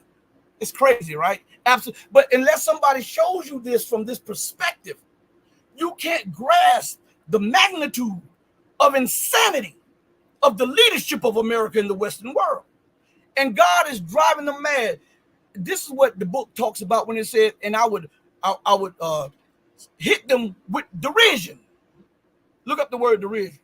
He's going to smite them with derision because they have become ungodly. And this is what we see. They don't understand this. Everybody else is out of pocket, not them. Russia has no right to aid Syria, even though Syria has been a Soviet ally. Russia has no right to aid Iran, even though Iran is in the neighborhood of Russia. Russia has no right to talk to the Soviet nations, the former Soviet nations. China has no right to go invest in Africa, the colonialists. Now, the colonial people talking about somebody being colonialist. China has no right to try to have influence in its own neighborhood. China has no right to exert its national sovereignty over Taiwan. China has no right. But America has a right to be in Asia. America has the right to be dominant. America has the right to put dozens, if not hundreds of military bases in Africa and the Middle East and over there in Latin America. America has that right. Because she believes that God gave her that inalienable right. So anything that comes from American policy is justified by these lunatics and these pirates in office. Listen to this right here. Everyone in? Well, Mr. Prime Minister, welcome. Welcome to the White House. Welcome to the Oval Office. Before I begin, I want to discuss some of the events that took place in the Middle East the past weekend. As you know, Iran launched an unprecedented aerial attack against Israel, and we mounted an unprecedented military effort to defend Israel. Together with our partners, we defeated that attack. The United States is committed to Israel's security. والولايات المتحدة ملتزمة بأمن إسرائيل. We're committed to a ceasefire that will bring the hostages home and preventing conflict from spreading beyond what it already has. We're also committed to the security of our personnel and partners in the region, including Iraq. ونحن أيضا Partnership between Iraq and the United States is critical. الشراكة بين العراق والولايات المتحدة هي أمر بالغ الأهمية. We've seen over the last decade as our troops have served side by side to help defeat ISIS. Mr. Prime Minister, thank you again for being here. Thank you for making the effort to be here. Simply put, our partnership is pivotal for our nations, for the Middle East, and I believe for the world. So he wants to protect Israel. He doesn't want to protect the Palestinians, but the Israelis, right? It's crazy, right? So listen, when you're like that and your policy is of that, I'm going to go back to that clip and then I'm going to break it down why they're like that, okay? And I'm going to use their writings, okay? Not my words, but their writings to show you the lunacy of the leaders of the Western world, okay? So we're going to go back to that clip that I played about this congressman talking about nuking the Gaza Strip and to show you just how insane he is and detached from reality. If Israel were to nuke Gaza, they're nuking themselves too because they're right there up against Gaza. And here's something else. This is something that does not get covered in the news. Pakistan has already stated that if Israel used a nuclear weapon on a Muslim nation, that they will return fire with nuclear weapons. Pakistan has the 4th or the 5th largest nuclear arsenal, larger than India's, larger than Great Britain's, larger than France. I believe it's larger than France. It could be right behind France, if I'm not mistaken.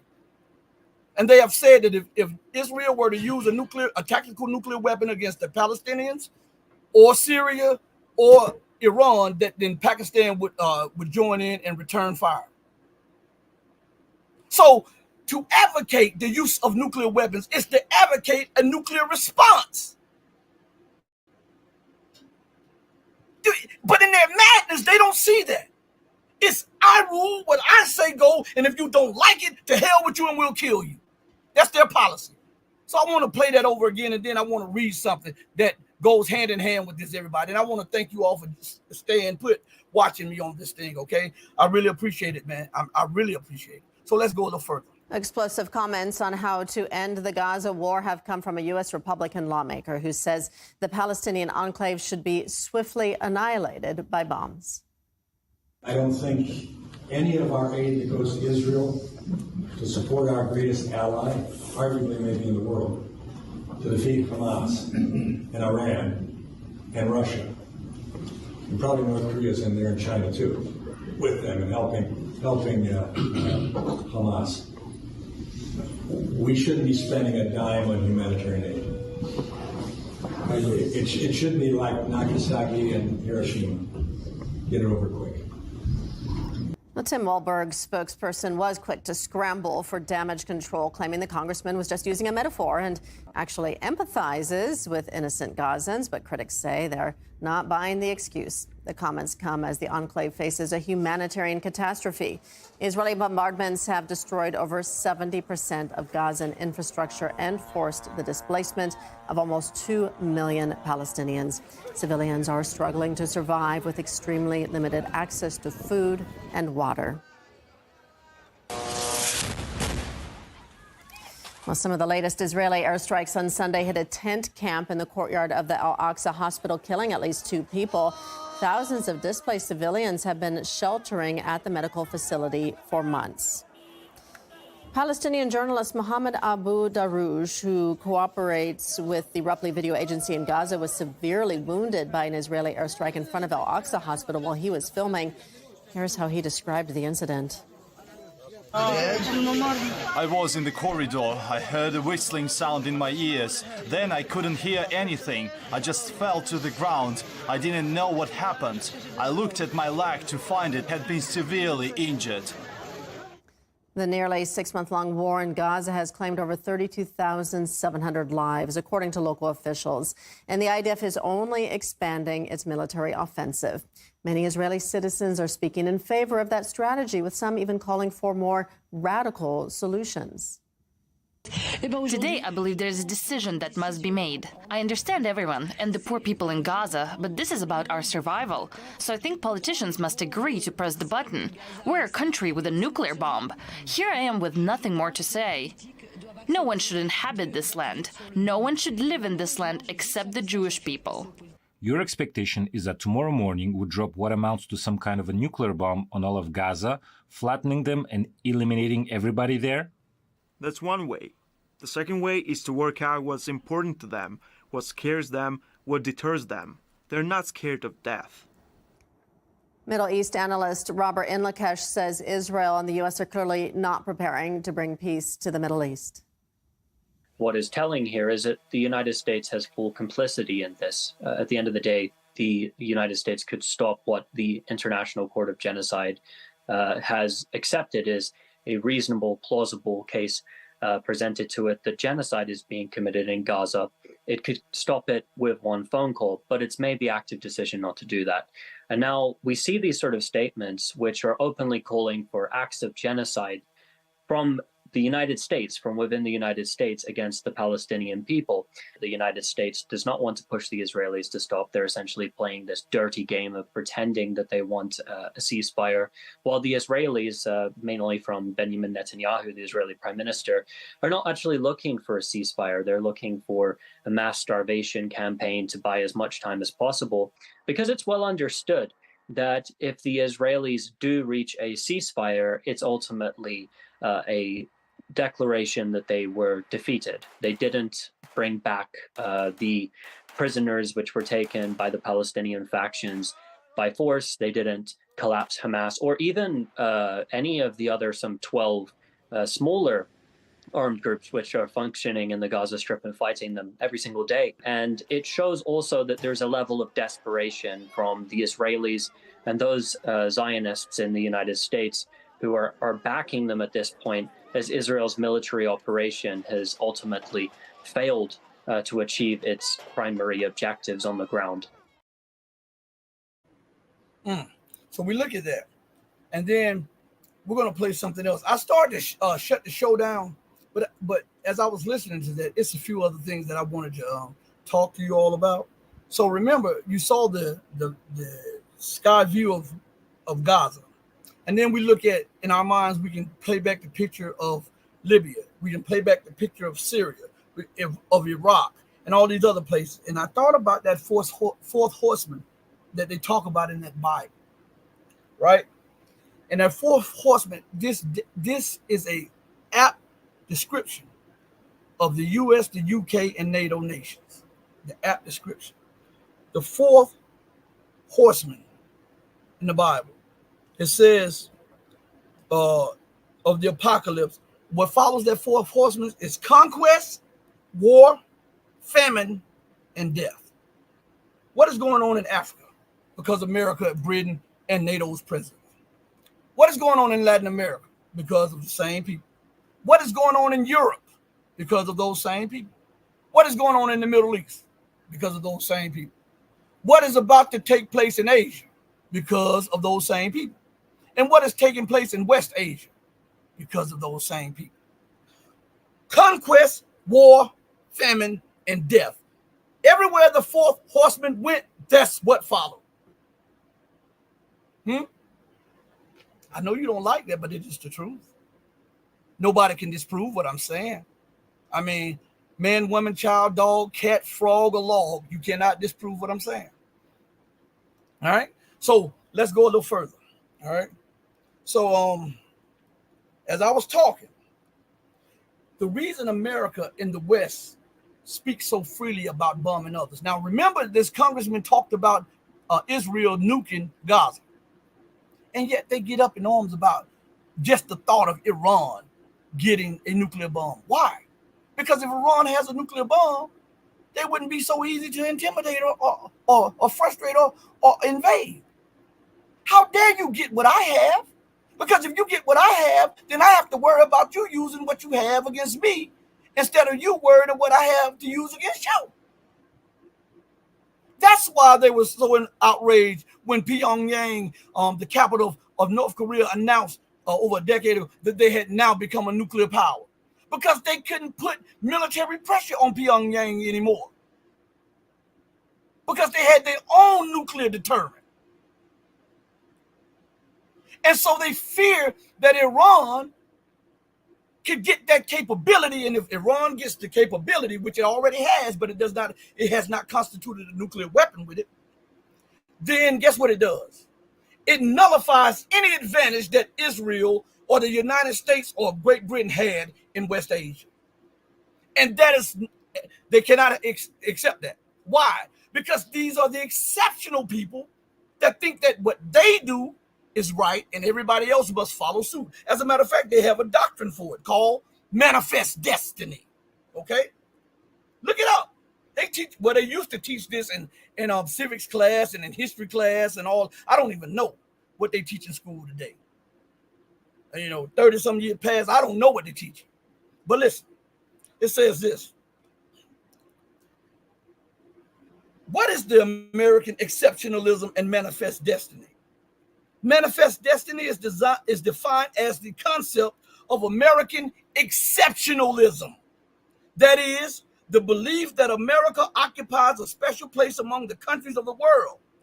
America can do anything that she wants to do because it is her God-given innate right to do it. Manifest destiny. If that is not the height of arrogance and imperial hubris, you tell me what is. And then they scream about terrorism and all of this stuff when they are the main protagonists of terrorism. You don't believe that? Matter of fact, I'm going to play this clip. All right. Before I'm going to play this short clip because I want you to hear what they're saying in Congress. I wasn't even going to play, but this clip I was scrolling and I just saw this one. And then I'm going to play something afterwards. Okay. And then we're going to bring everything to a close. I don't like to leave stuff out there. I like to be able to prove my points so that when you talk to other people intelligently and you share this, it cannot be refuted. Okay? I got your back. You got mine. So check this out. So what I would say that is unique about the environment that we're in right now in my career is that while there may have been times over the years where individual threats could have been higher here or there than where they might be right now, I've never seen a time where all the threats, or so many of the threats, are all elevated, all at exactly the same time. That's what makes this environment that we're in now so fraught, and why funding our men and women who are working shoulder to shoulder with state and local law enforcement and other partners every day makes it even more important, not less. So, blinking red lights analogy about 9/11, all the lights were blinking red before 9/11, apparently. Obviously, all of us missed it. Would you say that there's multiple blinking red lights out there? I see blinking lights everywhere I turn. So they see blinking lights, red alerts everywhere. And it is the blowback of the policy. We're going to get to this right now. The blowback of their policy. ISIS and Ukraine have in common? More than you think. For one, Western war propaganda is filled with Ukrainian soldiers sporting ISIS patches.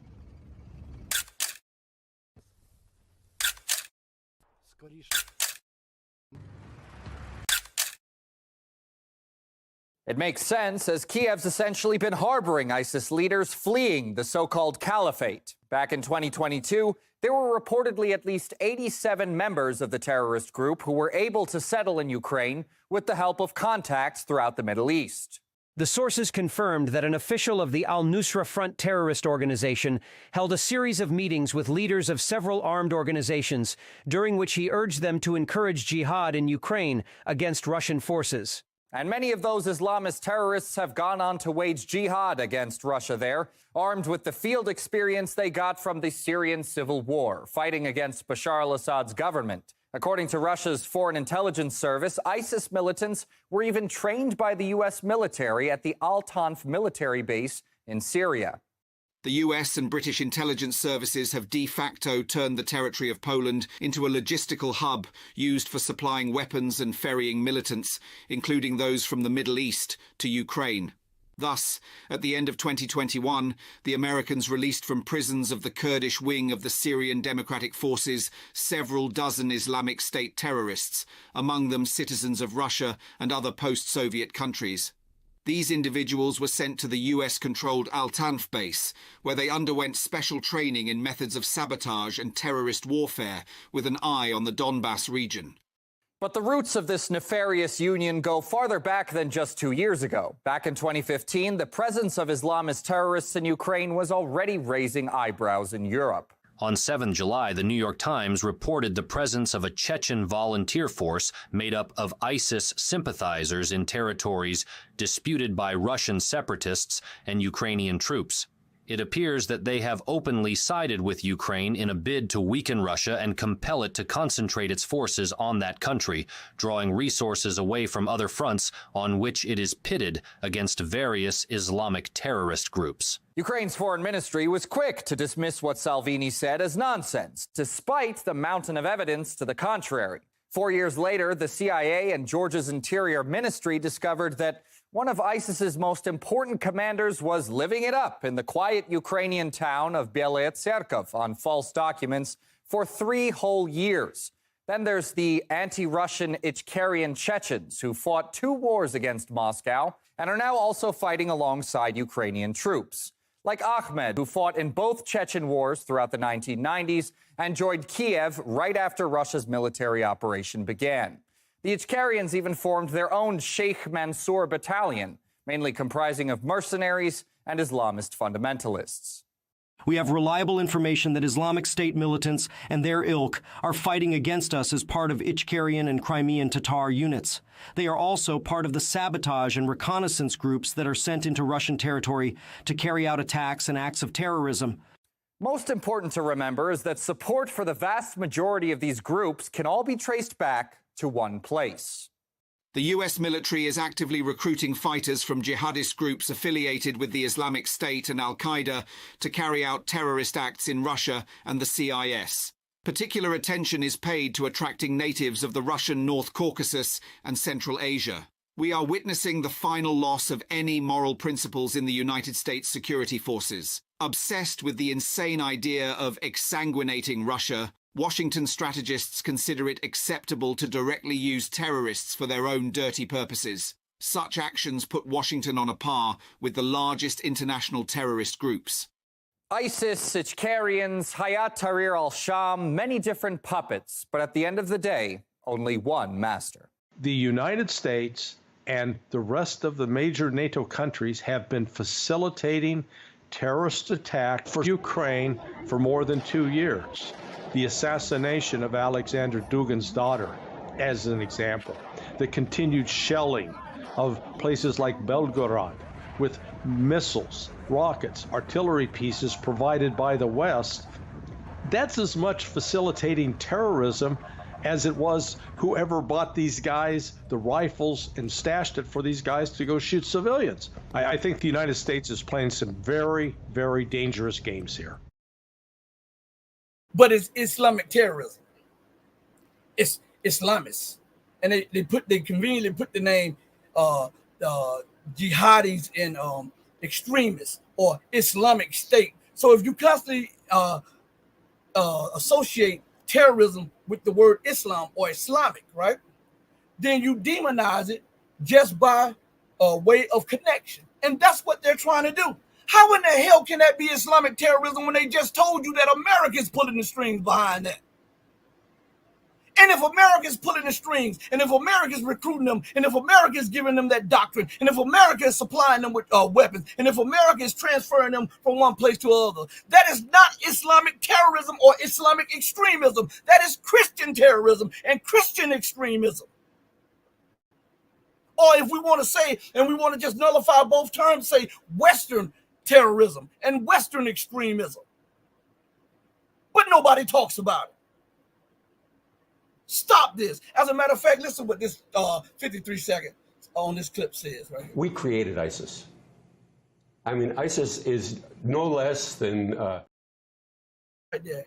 Listen again to what he just said, opening up. When he said we, he's not French. He's talking about the United States. Okay? Listen to what he says. We created ISIS.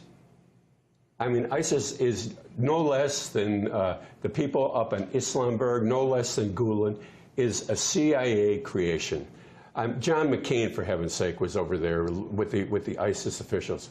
We created them. They came from the Al-Nusra group, the Syrian Liberation Front. These two organizations combined, and they morphed into ISIS. It's our creation. We create them. We still direct them. When ISIS warriors are injured in battle, where are they transported? They're transported, for heaven's sake, to Israel. They're treated by the Israelis in Israeli hospitals and brought back to battle. Well, plenty of the rebels have acknowledged that they've been supported by Israel, and they've thanked Israel for helping them. Yeah. In fact, arms are oftentimes caught. Israeli arms are caught on en route to the rebel groups. So, you heard that, right? Yeah, I hope you heard that, right? So again, I'm gonna put up a picture, okay? So bear with me, okay? Y'all just give me a second. I'm gonna put up a picture. So we're gonna lay this one to bed just a second, okay? Let's see. Let's go here. Boom, boom. Boom. Right there, share. Let's see if we can pull this up on the main screen. So let's see if we can see this bigger. Y'all give me 1 second. I think this flicker thing is it's messing up a little bit, but I want you to see this picture that comes up. Maybe they won't. Maybe, I guess because it's copyrighted. Oh, there it is. There it is. There it is. All right. Hold on 1 second. Hold on 1 second, everybody. I'm getting it in order. Right here. You see over here. You see, matter of fact, let me make it a little bigger. Give me 1 second, everybody. I want to make this a little bigger. Let's see. I got it bigger. I'm just trying to figure out how to put it bigger on the screen. Hold on. Should I just make the screen? Wait, I'll do it here. Give me 1 second, everybody. I'm trying to make it bigger for all of you.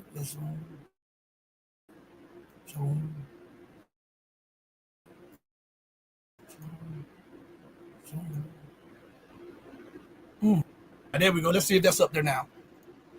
All right, you see this picture up here. And hold on 1 second. StreamYard is blocking me from accessing my dashboard again. Do you see that big picture up there? Okay. It's on my left, so it might be on your right. Okay. Of this man standing up there with a jacket on, looking at another man holding a machine gun. Do you know who those people are right there? That's Tom Osmond to my right or to your left or whatever. I don't know how it is on your screen because I'm not looking at it on the main picture. And the person standing next to him who's watching him hold the gun is the big new Brzezinski. Do you know who Tom Osmond is? That is Osama bin Laden. You know that? That's Osama bin Laden. So Zbigniew Brzezinski at the time was arming Osama bin Laden, training Osama bin Laden with the help of the State Department and the CIA in their clandestine operation to try to weaken the Soviet Union. They came up with something called the database. The database. But they refer to it in English as Al-Qaeda, the database. Okay? What database? Who owns this database? This is a database that is owned by the CIA, the US, and the State Department. And this terror outfit was put together by Zbigniew Brzezinski, who just so happened to be the mentor of former President Barack Hussein Obama and the national security advisor of former President Jimmy Carter. And you want me to believe that it's Islamic terrorism? Man, if you don't stop this foolishness, stop it. Stop that. You understand? So listen, in closing, I think we got our point across. I guess we showed the truth to everybody. Hopefully you can share, hit the like, share this thing, and if you can, please subscribe. I noticed that a lot of you subscribed yesterday after I asked you to, and guess what happened? Go to the main page. YouTube took the subscribers away again. Go look. Go look. I asked for 10 subscribers, right? New subscribers. I got more than that. Go look on the page so that you'll see what I'm talking about. And for everybody that's watching, do me this favor. When the show is over, I see, matter of fact, YouTube says I had 135 people live in here. This is on my dashboard, okay? Go to the front and watch them say about 3 or 4 live. I want you to go see this for yourself so that you'll see that I'm not embellishing this stuff. I'm not making this stuff up. I'm doing my job. Hey, let me put this up here too. You're welcome. You're most definitely welcome. And I'm going to stay on my post to the casket drop. Thank you all for joining me. Listen, as we go out, I got to say this to you all. Thank you for your time. I really appreciate it. I wasn't planning on doing the show for 2 hours. I was going to do an hour show, but I can't leave things out there without bringing it to a conclusion so that you can have this information because it is so vital for your understanding. So I thank you for giving me the opportunity to come before you and present my case on who are the true terrorists and who are driving the world towards war. On that note, remember that I always come in and go out the same way, with love in my heart for you, each and every one of you, if you love truth. But know that the love that I have for you will always pale in comparison to the love that my God has for you. Until we next speak again, stay strong, stay true, but above all things, stay righteous. And remember to do right, not because you want credit or because people are watching. Do right because it's the right thing to do, because the Almighty is always watching. Hey, mama, your baby boy loves you more than life. Thank you, everybody. Deuces. We're out of here. See you tomorrow.